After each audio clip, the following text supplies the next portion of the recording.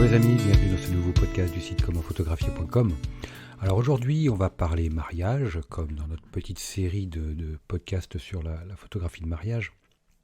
Aujourd'hui je voulais vous parler de tout ce qui était un peu mode autofocus au niveau des cérémonies religieuses, au niveau de l'église en l'occurrence, pour ce que je sais, et voir ensemble un peu quel type d'autofocus utiliser pour avoir des photos parfaitement nettes et ne pas se louper dans le feu de l'action et avoir des photos floues ou rater des mises au point ou des choses comme ça.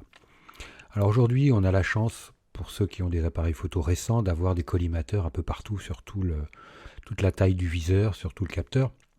Quand c'est pas tout à fait possible, on en a quand même déjà pas mal. Après, quand on a des appareils photo qui sont un peu plus anciens, pour les photographes qui n'ont pas trop de moyens, qui achètent des appareils photo d'occasion, style 5D Mark II, on a beaucoup moins de collimateurs, mais malgré tout, on arrive quand même à faire le boulot, rassurez-vous. Donc déjà, c'est être à même d'utiliser les collimateurs, éviter le mode automatique au niveau de la sélection des collimateurs, parce que si l'appareil photo a décidé de faire la mise au point sur un sujet qui n'est pas le vôtre, c'est quand même dommage, et dans le feu de l'action, c'est compliqué de corriger le tir. Parce que sur des cérémonies religieuses, ça, une fois que c'est fait, c'est fait. Après, c'est toujours embêtant, mais on peut toujours demander de rejouer la scène, mais ça fait un peu désordre, quoi. Donc, sélectionner un collimateur de façon manuelle, je pense que c'est la façon la plus simple. Vous pouvez évidemment élargir la sensibilité de ce collimateur avec les collimateurs un peu de proximité. Donc on peut avoir des collimateurs élargis, on va dire.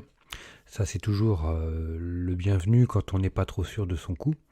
Ensuite, anticiper un petit peu comment est-ce que l'on va cadrer nos images sur la fonction que l'on va avoir au niveau de l'église. Quand c'est la rentrée des mariés avec leurs parents dans l'église ou des choses comme ça, on sait qu'on va avoir un cadrage plus ou moins central ou sur un côté gauche ou un côté droit en fonction de ce que vous faites et de votre composition personnelle. Donc cela, c'est à anticiper. Vous placez votre collimateur sensible dans la zone où vous souhaitez mettre le sujet principal.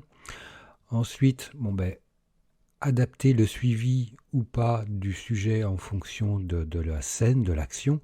Quand on est, comme je viens d'en parler, à l'entrée des intervenants dans l'église, on va évidemment utiliser un suivi du sujet à ce moment-là, parce qu'ils vont rentrer dans l'église, ils vont avancer vers vous, ou ils vont s'éloigner en fonction de là où vous vous placez. Si vous faites le tour, vous faites des photos de rentrée, vous les photographiez de dos, de face, peu importe, mais avoir un suivi du mouvement, un suivi du sujet, c'est important, c'est essentiel. Ensuite, tout ce qui est au long de la cérémonie, tout le monde est un peu figé. On n'a pas obligation d'utiliser un suivi de mouvement. Vous pouvez éventuellement prendre un mode automatique qui va faire la part des choses, qui choisira en fonction des mouvements du sujet. Vous pouvez également utiliser, si vous avez un appareil photo qui n'est pas forcément récent, ou si votre technique, vous n'êtes pas encore trop sûr de vous pouvez utiliser la mise au point recadrage.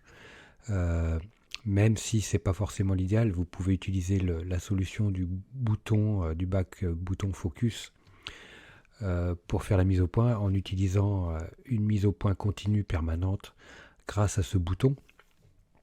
Donc ça, vous pouvez voir, j'ai fait un podcast là-dessus, vous avez une vidéo sur le site commentphotographier.com à ce sujet, donc je vous encourage à aller creuser un peu de ce côté-là pour avoir plus d'informations, j'irai dans le détail.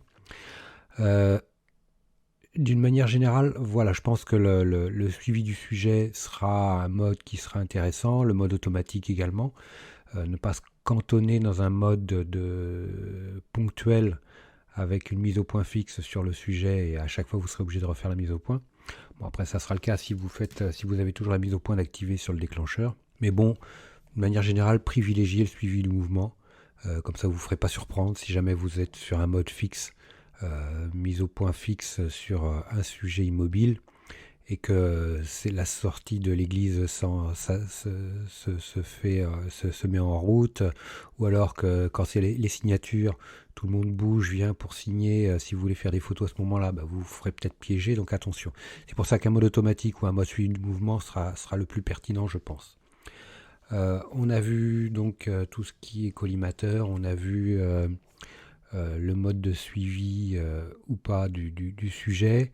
Je dirais voilà, on a fait le tour à peu près de ce que vous deviez savoir. Après, je dirais que ça sera toujours l'expérience, votre pratique, votre capacité à jongler avec les réglages. Si votre appareil photo est muni d'un joystick et que vous pouvez bouger le collimateur rapidement, je dirais à l'heure actuelle, moi avec mon 5D Mark III, c'est ce que je fais. Je bouge le collimateur en permanence. Grâce au joystick, j'ai un 5D Mark II, un 5D Mark III et un 5D SR. 5D SR. Ce sont des choses que je ne fais pas parce que la modification des collimateurs est relativement complexe, mais je bouge quand même les collimateurs, même si il y a des manipulations beaucoup plus fastidieuses, je trouve. Mais bon, peu importe, chacun adapte sa pratique en fonction du matériel qu'il a, et puis de sa dextérité, et de son ancienneté, on va dire. Plus vous pratiquerez, plus vous serez à même plus vous serez entraîné, on va dire, plus vous serez réactif, plus vous serez efficace. Donc ça fait partie des choses importantes. Si vous voulez faire du mariage, si vous voulez vous frotter à la photographie de mariage de manière professionnelle, vous devez également travailler ça, vous entraîner et être le mieux aguerri, le mieux préparé le jour J. Ça, c'est quelque chose d'important pour vous éviter des lenteurs, et ces lenteurs pourraient vous faire rater des images, et ça serait bien dommage. Voilà les amis, écoutez, j'espère que ce podcast vous aura plu. Un petit like, moi ça me fera super plaisir. Moi je vous like super fort comme d'habitude. N'hésitez pas à partager ce podcast, n'hésitez pas à vous abonner à ce podcast, à vous abonner à la chaîne, à me laisser plein d'étoiles si vous êtes sur Apple Podcast. Et puis écoutez, n'hésitez pas, si vous avez des remarques, des infos complémentaires, à me laisser tout ça en commentaire, ça sera avec plaisir. Et puis je vous dis à très vite pour de nouvelles aventures. Ciao les amis.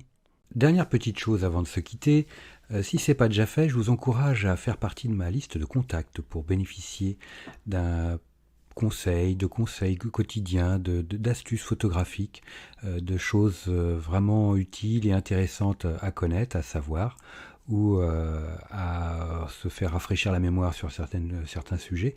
Il y a toujours un intérêt à avoir un petit lien entre nous au niveau quotidien. Il y a aussi quelques réclames commerciales, je dirais, de temps en temps. Voilà, donc n'hésitez pas à aller voir sur les formulaires du site comment-photographier.com. Vous en avez sur les articles au niveau de la colonne de droite, ou autrement en bas d'article, vous avez des formulaires un peu partout, et vous pourrez comme ça ainsi faire partie de la liste de contacts.